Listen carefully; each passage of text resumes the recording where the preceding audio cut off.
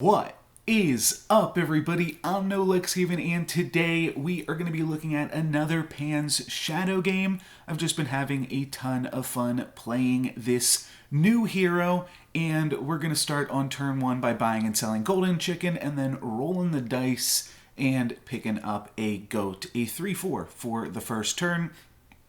In this early game, you really just want to be as strong as you can until you get a hero power, but there are some other things that you do want to do while you are on level 2 and level 3 as Pan Shadow, and one of those things is going to be trying to potentially get some treasures or trying to get some key units that I've talked about in some previous games. Kind of an interesting one here. So I could buy and sell something so that we roll the die and we're more likely to land on Polywoggle. Not super excited to pick up a tiny, but what can you do? The other option there could have been to sell my goat so that I could buy Madman plus Polywoggle, though I don't generally try to Polywoggle too hard on Pan Shadow because you're going to have a bunch of 4-drops once you hit level 4 that you don't really need to focus on grabbing 4-drops with him. So I'll roll the die one more time, and I think I remember this, that I don't even support the tiny because I wasn't even thinking about the fact that Tiny and Fanny were dwarves. I don't know. Just because I was just rolling the die every turn, wasn't even considering the fact that we might have some synergies. But this play can work out nicely for you too, especially if that was a 0-3 Mad Mim.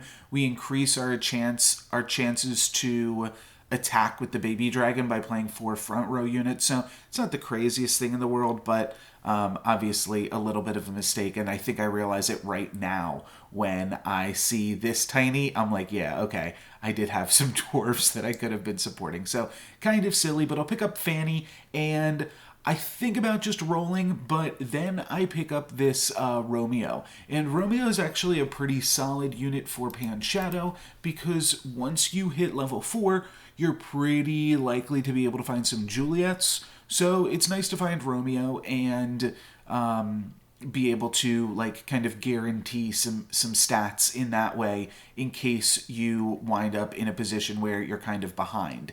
And being a 5-3, it makes it less likely that you'll fall behind too. So it's a pretty solid unit, and I'm happy enough to pick it up here, and we are going to continue to be winning. We do have the option to take a baby dragon, and I do like pairs. I think there are some good tier 2 and tier 3 treasures. That one of the interesting things about Pan Shadow is once you get to level 4, it's going to be almost impossible to find those tier 2 and tier 3 treasures. Not impossible, but almost impossible.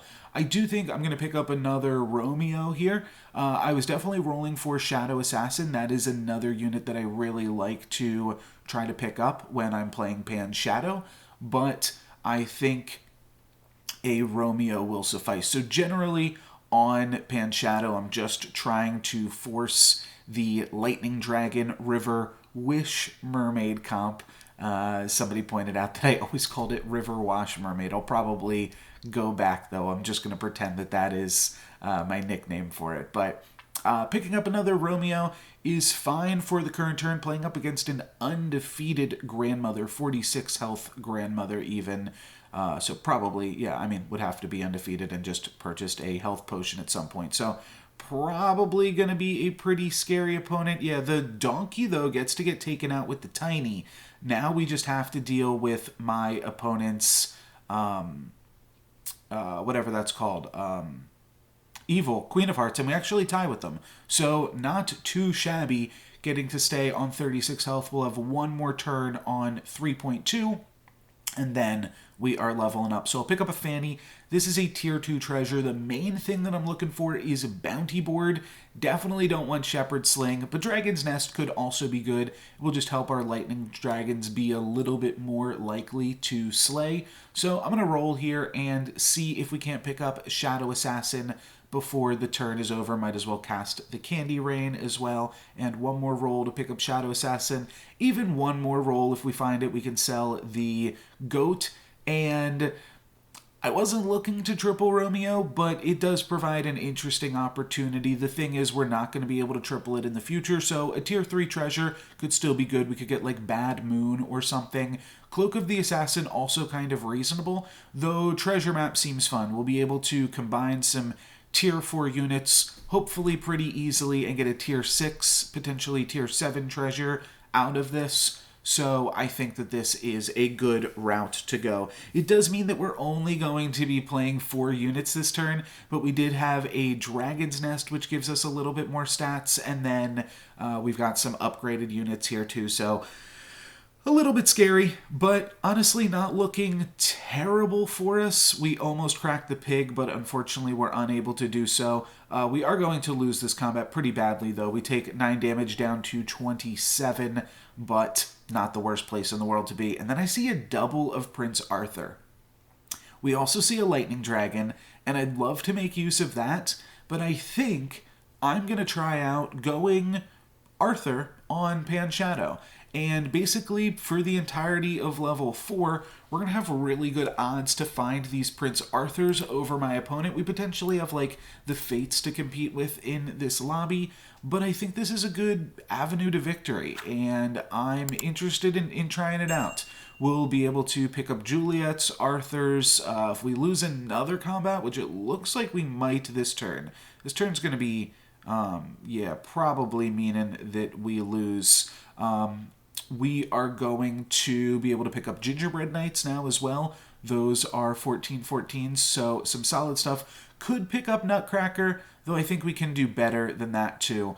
We only had one roll to pick up 2 units, though we could roll one more time, sell Tiny or something, and pick up 2 units again. At this point, I really don't want Court Wizard, so I'm just going to keep going. And Prince Arthur, we're not going to be skipping the treasure here. We're going to be getting a tier 6 treasure, and Ivory Owl's pretty sweet. The arc is kind of funny on Pan Shadow, and now we've got the option to sell out of our dwarves and just buy another Arthur. It will definitely make us risky for this turn, but it is an additional +2/+2, plus we start scaling the Arthur right now.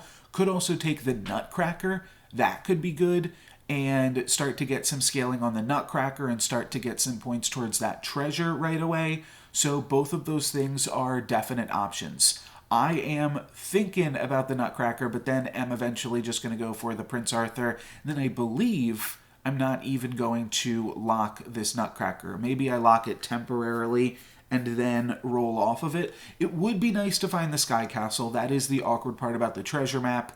It denied us one opportunity at Sky Castle, but we're still going to have 2 more turns or 1 more turn to roll just for 4s, where we should be able to pick up some more Arthurs and things, and can hopefully do some more stuff after that. But we do really desperately need to find a Juliet as well, but our Prince Arthur is pretty big. So that's at least something. We are going to start to take some damage here from this one, though. And we will only take 6, go down to 12. It's honestly not the worst thing in the world. And now we're up against the Ghost. So that's pretty good for us. I'm going to take a Court Wizard because Court Wizard works so well with Ivory Owl. Just grabbing this Court Wizard early means that now we're going to get to start scaling it. And we can start to really make some good use of that. So that's the plan. Wouldn't normally care as much about Court Wizard in an Arthur comp, but Ivory Owl is certainly going to change a little bit of things here for us. Now we're on 5.0. Still desperately need to find Juliet. Lance can be okay, though, and we can pick up Lance and then still roll one more time for either Juliet or another Arthur. I'll just keep on rolling. I guess, yeah, I could have rolled and then sold the Baby Dragon, but now I'm just going to go for Spinning Gold, and then I'll roll down for next turn, locking onto a Juliet. And this is totally fine. It's not the best place in the world to be, but next turn we'll have a Juliet. We'll get to keep scaling this Juliet. One of the awkward things sometimes with Royals is you get Juliet and you can't actually scale it until you triple Juliet. So that's always a big power spike unless you have like the Coin of Sharon. But we are going to be playing up against the Fates, who is indeed rocking these royals with us, but we take out their court wizard with our baby dragon, so that was pretty well timed there. And then we take out Romeo before we take out Juliet. So really unlucky combat for my opponent, and we hit them for 13 down to 17. Honestly, we are pretty powerful. It's a little bit easy to forget about that, but yeah, I mean, we're doing pretty good right now. I think we're gonna pick up 2 Juliets this turn, and then pick up a Prince Arthur. So really good stuff. And then I get to pick up Sky Castle, so that is pretty wonderful as well. Should have cast the Candy Rain before we picked up the... no, that's tricky. Yeah, I guess we denied +1/+1 on our Juliet, because now it's only going to get +1/+1 here. But either way, we can toss this Dragon's Nest. I do slightly consider the Forking Rod and the Moonsong Horn, but the Reduplicator is just going to be such a huge power spike, and I want to make sure that we are being as strong as we can. And hopefully at some point we can activate this Lance, maybe get a Mimic Chest for these Owls, and then we're given everything an additional +4/+4 each turn. That could be kind of nice. Hopefully our Juliet doesn't get Medusa. All right, nice. That looks like it will prevent our Juliet from getting scammed here, though. Medusa, okay, yeah, we're going to take out the Medusa. So Juliet goes down, and then Lance actually doesn't even get to slay. We just take out my opponent, but we're kind of crushing the lobby at this point and hitting for a nice amount of damage, but we can still make our board a little bit better here, and adding another Court Wizard does seem really good. Now these Court Wizards are both scaling off of the Pan Shadow, and we're like basically full build at this point. We could take a For Glory, so that way we get a tier 6 unit. Good Boy is still pretty good on this board because we've got the Ivory Owl, though that's really all that we're looking for.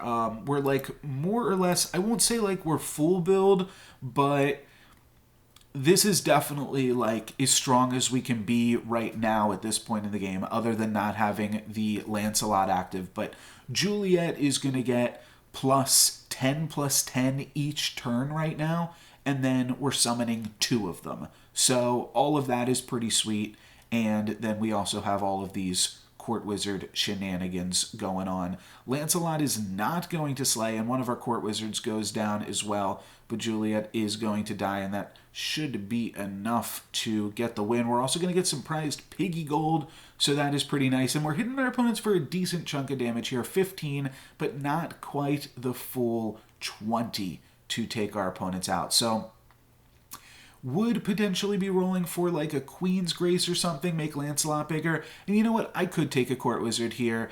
It's fine, and basically one thing is we don't need the Sky Castle anymore. So I could take this Court Wizard, drop Sky Castle for Coin of Sharon on Juliet. We're going to find Fool's Gold and nothing else. So I'm going to skip and free roll and try to find this Good Boy. Though then I find another Court Wizard. So I guess we are back on the Court Wizard engine here. And we'll see. If we still can't find Good Boy, I mean, that'll be decent. We'd probably cut Lancelot for Good Boy at some point.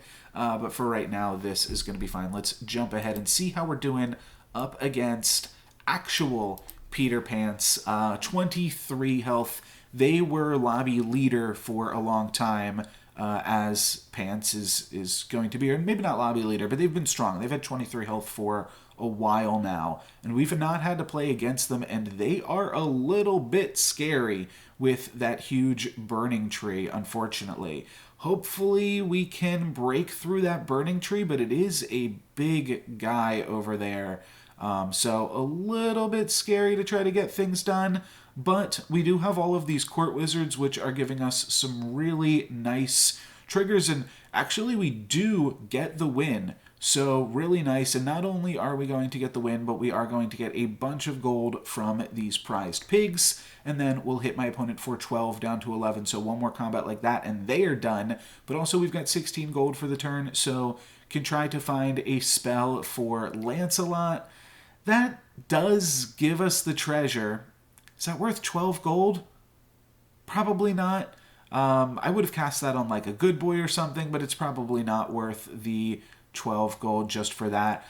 Could take Court Wizard here, and interestingly, could take Court Wizard and then Evil Twin it so that we activate the Court Wizard, but Court Wizard doesn't get that much better by scaling it. And Prince Arthur doesn't really have that much play on this board.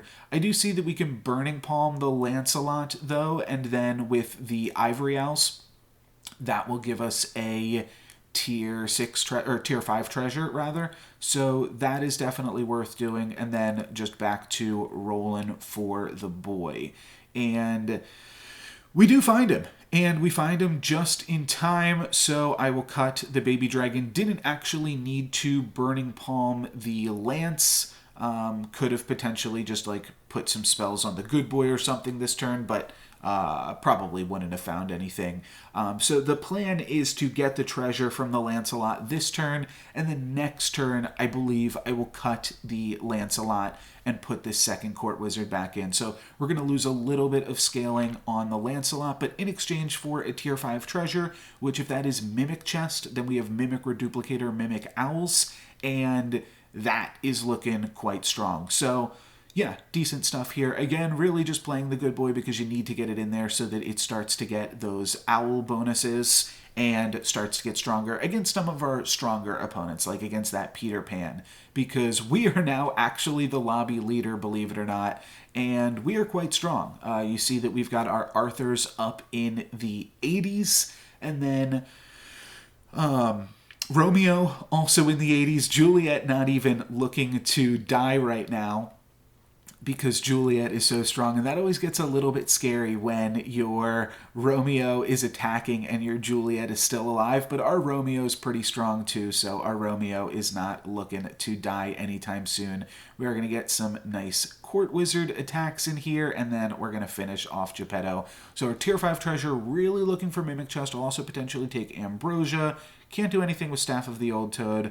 Okay, Mimic Chest. Awesome. That's exactly what I wanted. Great. And now we can toss the Sky Castle. We don't need that anymore. And we are really cooking with gas. So we'll cut the Lancelot. And now we're basically full build. I mean, we could put some more Court Wizards together, but the main thing that I'm going to want to do is just cast spells on the good boy. And you see Merlin's Test is like, we're getting a free Merlin's Test on our good boy basically every turn anyways.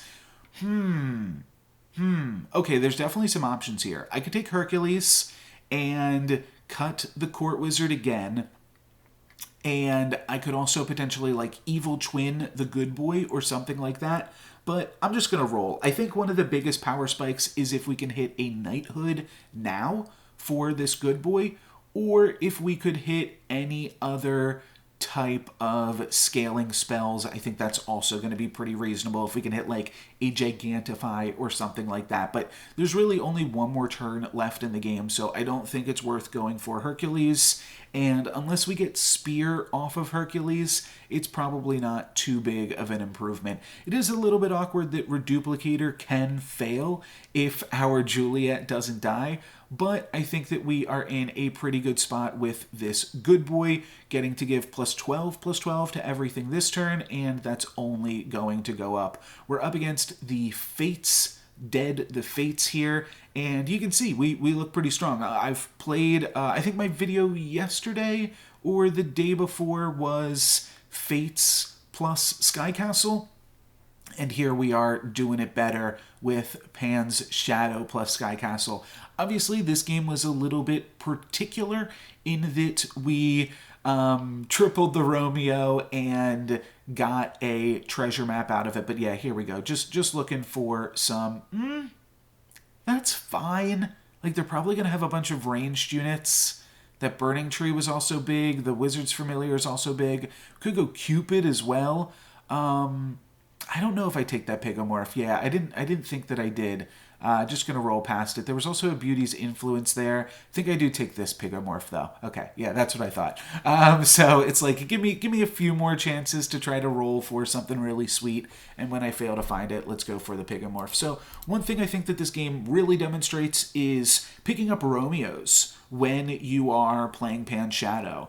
And you don't need to triple Romeo. You can just go for, having one of them.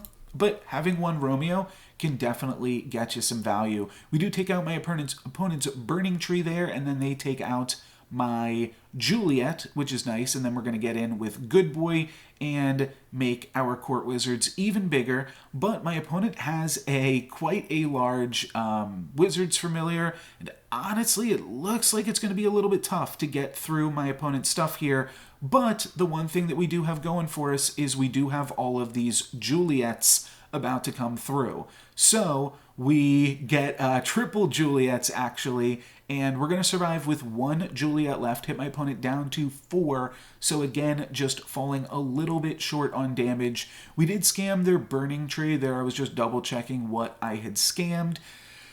So that means we are going to be potentially a little bit less powerful this turn because we won't be scamming the Burning Tree. I do think Healing Potion is worth it against Peter Pants because they can hit us for exactly 12.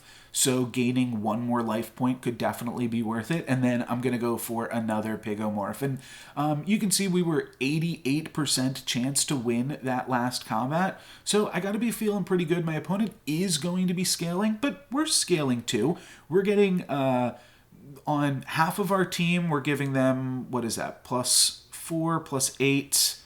Half of our team's getting +12, and then the other half of our team is still getting a sizable +4, and then part of that other half of the team, the Good Boy and the Court Wizards, that Good Boy getting the +4 actually means everything's getting +4 each turn. So honestly, this is pretty good. As long as Romeo and Good Boy and Juliet don't get scammed, and then we just have like these other big monsters, these ranged units and stuff. My opponent does have a pumpkin now, as well as, well, we're going to take out one of their ranged units here anyways. But the pumpkin, a little bit scary, though it is a good pumpkin.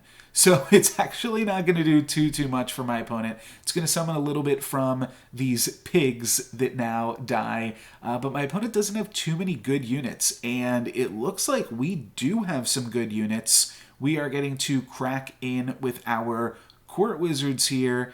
And yeah, this is looking nice. We take out their range unit. It's just going to come down to the pumpkin, and they don't even have much coming out of this pumpkin. Just a Nyan Sea Terror. Didn't even spawn Black Cats. I think it should have spawned Black Cats for them, but maybe not. Maybe that is how that works. But either way, we get the win with Pan's Shadow Royals. And this was, yeah, a pretty interesting one, and I think... while I do generally try to play for that Lightning Dragon Riverwash Mermaid comp, this is also definitely something that Pan Shadow can do because you're going to be able to just find Arthurs with so much more regularity, and you can also find that Sky Castle pretty easily. The only thing you really got to pay attention to is picking up a Romeo so that your Juliet actually does something, and then you can go into this comp. Obviously, the Ivory Owls did do a lot for us in this game, but I think that there is still means to make Royals work on Pan Shadow without grabbing an early Tier 6 treasure. But that's going to be it for me for this one. Thank you guys very much for watching. I'm NoLucksGiven. Peace.